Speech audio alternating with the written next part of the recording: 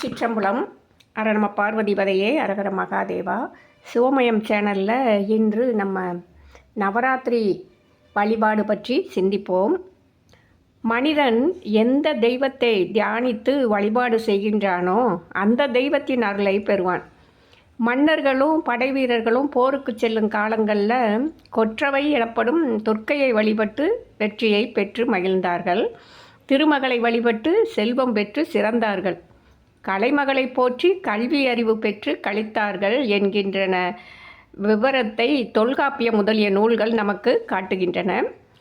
நம் நாட்டில் இம்மூன்று தெய்வங்களும் முக்கோண வடிவில் இருந்து அருள் புரிந்து வருவதை நாம் பார்க்கலாம்.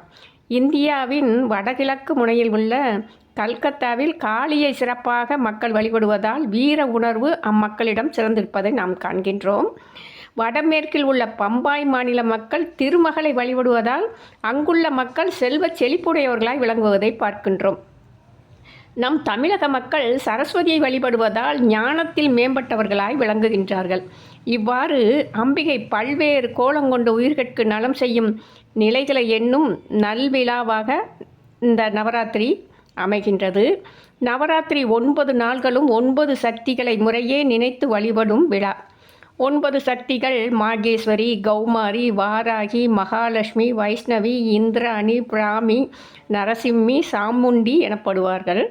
இவர்களில் முதல் மூவர் துர்க்கை அம்சமாகவும், அடுத்து வரும் மூவர் லட்சுமி அம்சமாகவும், இறுதியில் உள்ள மூவர் சரஸ்வதி அம்சமாகவும் விளங்குவதால் துர்க்கை, லட்சுமி, சரஸ்வதி ஆகிய முப்பெரும் தேவியர்க்குரிய வழிபாடாக நவராத்திரி கொண்டாடப்படுகிறது. நவராத்திரி நாட்களில் விரதமிருந்து திருக்கோவிலுக்கு சென்று அம்பிகையை வழிபட்டும், வீடுகளில் அம்பிகையை எழுந்தருளச் செய்து ஆராதனை செய்தும், தேவி மகாத்மியம், அபிராமி அந்தாதி முதலிய நூல்களை ஓதியும் ஓதச் செய்து கேட்டும் வழிபடுவோர் எண்ணற்ற நலன்களை எய்துவார்கள்.